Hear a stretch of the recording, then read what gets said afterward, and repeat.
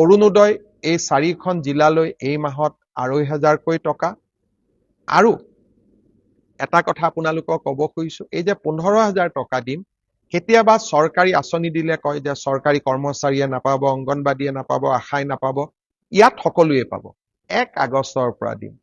চৰাইদেউ, শিৱসাগৰ, যোৰহাট আৰু গোলাঘাট জিলাৰ অৰুণোদয় হিতাধিকাৰীসকলক এইবাৰ আমি 2,500 টকা দিম। অৰ্থাৎ 15,000 টকা বানত আক্ৰান্ত, গুৰুতৰভাৱে আক্ৰান্ত পৰিয়ালে পালে। অতিৰিক্ত কৰি 1 আগষ্টৰ দিনা বানত আক্ৰান্ত হওক বা নহওক, কাৰণ প্ৰভাৱটো সকলোৰে হৈছে, কোনোবা প্ৰত্যক্ষ কোনোবা পৰোক্ষ, শিৱসাগৰ, যোৰহাট, চৰাইদেউ আৰু গোলাঘাট জিলাৰ প্ৰতিটো পৰিয়ালক আমি অৰুণোদয় 2,500 টকাকৈ আগবঢ়াম। অৰ্থাৎ 15,000 টকা আমি গুৰুতৰ আক্ৰান্ত সকলক দিলো, অতিৰিক্ত আৰু 2,500 টকা অৰুণোদয়ৰ পৰা পালে, 17,500 হল। ইয়াৰ বাবে বাকী জিলাৰ অৰুণোদয় হিতাধিকাৰীসকলক অকণমান টকা এইবাৰ আমি কম কৰি দিম। মোৰ বিশ্বাস কোনেও তাৰ বাবে আমাক বেয়া নাপাব।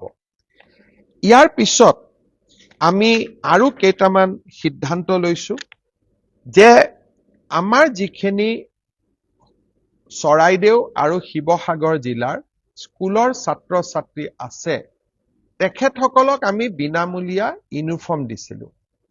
কিন্তু এতিয়া ইউনিফৰ্মবিলাক নিশ্চিতভাৱে ভাল হৈ থকা নাই। অহা এসপ্তাহৰ ভিতৰত আমি প্ৰতিখন স্কুল মেনেজিং কমিটিক আকৌ এবাৰ ল'ৰা ছোৱালীৰ ইউনিফৰ্ম যাতে প্ৰস্তুত কৰিব পৰা যায়, তাৰ বাবে আমি ইউনিফৰ্মৰ টকা আকৌ এবাৰ মুকলি কৰি দিম।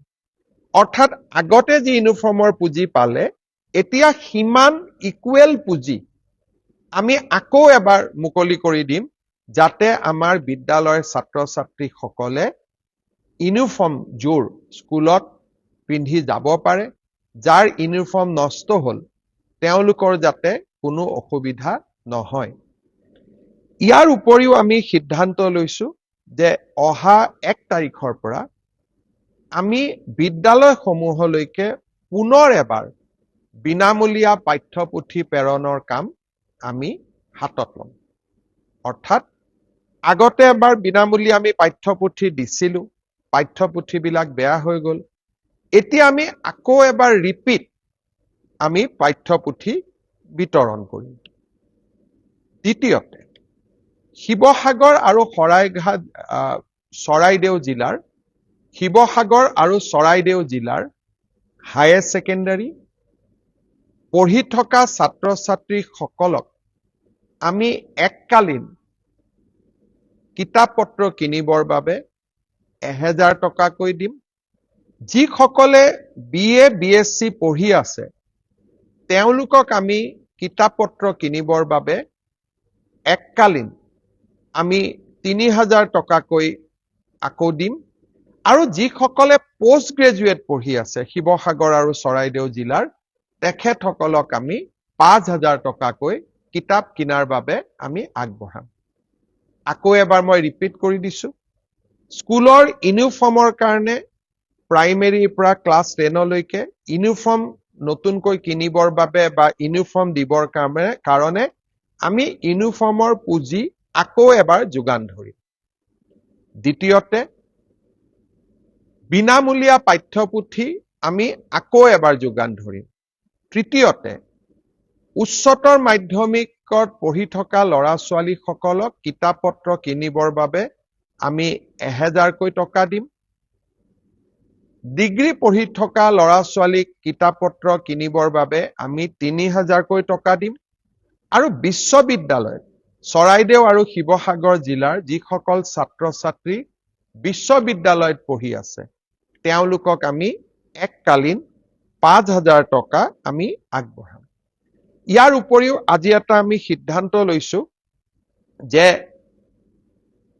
যাৰ মাৰ্কশ্বিট নোহোৱা হ'ল, যাৰ চাৰ্টিফিকেট নোহোৱা হ'ল, তেওঁলোকে সেৱা হায়াৰ ছেকেণ্ডাৰী কাউন্সিল বা বিশ্ববিদ্যালয়সমূহত ডুপ্লিকেট মাৰ্কশ্বিটৰ বাবে নিশ্চিতভাৱে আবেদন কৰিব।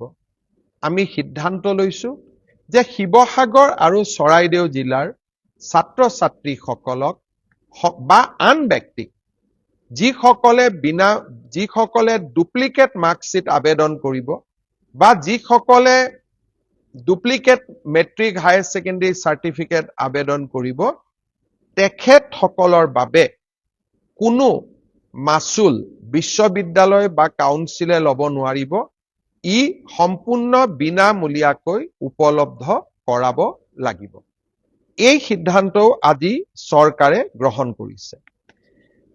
এতিয়া ইয়াৰ নেক্সট ষ্টেজটো কি? ইয়াৰ নেক্সট ষ্টেজটো হ'ল যে অহা ৩-৪ দিনৰ ভিতৰত আমি সমীক্ষা চলাম যে কাৰ কাৰ ঘৰ ভাঙি পৰিলে, কাৰ কাৰ ঘৰ ডেমেজ হ'ল, কাৰ কাৰ ফিচাৰী নষ্ট হ'ল, কাৰ কাৰ খেতি পথাৰ নষ্ট হ'ল আৰু কাৰ কাৰ পশুধন নষ্ট হ'ল আৰু কাৰ কাৰ তাঁতশাল নষ্ট হ'ল। এই এছেছমেণ্টটো আমি সমান্তৰালভাৱে আগুৱাই লৈ যাম। আমি যি এককালীন 15,000 টকা দিম বা অৰুণোদয়ৰ জৰিয়তে 2,500 টকা দিম, ই মাত্ৰ সাময়িক সকাহ। কিন্তু যাৰ ঘৰ ভাঙিছে, ঘৰ ক্ষতি হৈছে, তাক ঘৰ বনাবৰ বাবে, যাৰ পশুধনৰ মৃত্যু হৈছে তাক পশুধনৰ বাবে, যাৰ তাঁতশালখন নষ্ট হৈছে তাক তাঁতশালখনৰ বাবে, যাৰ ফিচাৰী নষ্ট হৈছে তাক ফিচাৰীৰ বাবে, যাৰ খেতি কৰিব নোৱাৰা অৱস্থা হৈছে তাৰ খেতিৰ বাবে। এই গোটেই এছেছমেণ্টবিলাক 3 তাৰিখৰ পৰা আমি আৰম্ভ কৰিম। এতিয়াও বহু জাগাত যাব পৰা অৱস্থা হোৱা নাই। আমি লাহে লাহে এছেছমেণ্ট কৰি ৰাইজক সম্পূৰ্ণ ক্ষতিপূৰণ য'ত যেনেকে আমি নৰ্মছ মতে যিমান পাৰো আমি ৰাইজক যিসকল ৰাইজৰ ক্ষতি হৈছে তেওঁলোকক আমি ক্ষতিপূৰণ দিবৰ বাবে প্ৰচেষ্টা কৰিম। শ্ৰদ্ধাৰ ৰাইজ, এই যে আমি ছাত্ৰ ছাত্ৰীসকলক 1,000, 3,000, 5,000 বিনামূলীয়া ইউনিফৰ্ম, এই গোটেইবিলাক পুঁজি আমি মুখ্যমন্ত্ৰীৰ সাহায্য পুঁজিৰ পৰা প্ৰদান কৰিম। যোৱা কেইবাটাও দিনত মই দেখিছো যে 18 তাৰিখৰ পিছত মুখ্যমন্ত্ৰী সাহায্য পুঁজিলৈ মাইক্ৰ ডনেশ্যন সৰু 500 টকা, 1,000 টকা কৰি 4,610 গৰাকী ব্যক্তিয়ে আমাক ডনেট কৰিছে আৰু 60 লাখ টকা এই ধৰণে জমা হৈছে। আৰু কিছু ব্যক্তিয়ে যথেষ্ট ডাঙৰ কৰিও সহায় কৰিছে আৰু সেইসকলৰ নামো মই কোনোবা এটা লাইভত নিশ্চয় কৃতজ্ঞতাৰে সৈতে ল'ম।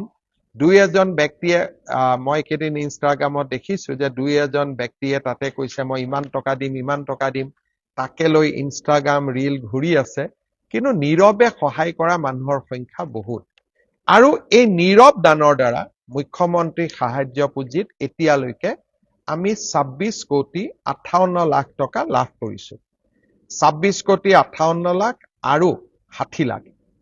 এই গোটেই সমুদায় দান আমি এনেকৈ শিৱসাগৰ, চৰাইদেউ, যোৰহাট আৰু গোলাঘাট জিলাৰ বানপীড়িত ৰাইজৰ মাজত আমি বিতৰণ কৰিম। বিভিন্ন ধৰণে ইউনিফৰ্ম, বুক গ্ৰাণ্ট আৰু চৰকাৰী নিয়ম নীতিয়ে যি ঢুকি নাপায় তাক আমি মুখ্যমন্ত্ৰী সাহায্য পুঁজিৰ পৰা আগবঢ়াম।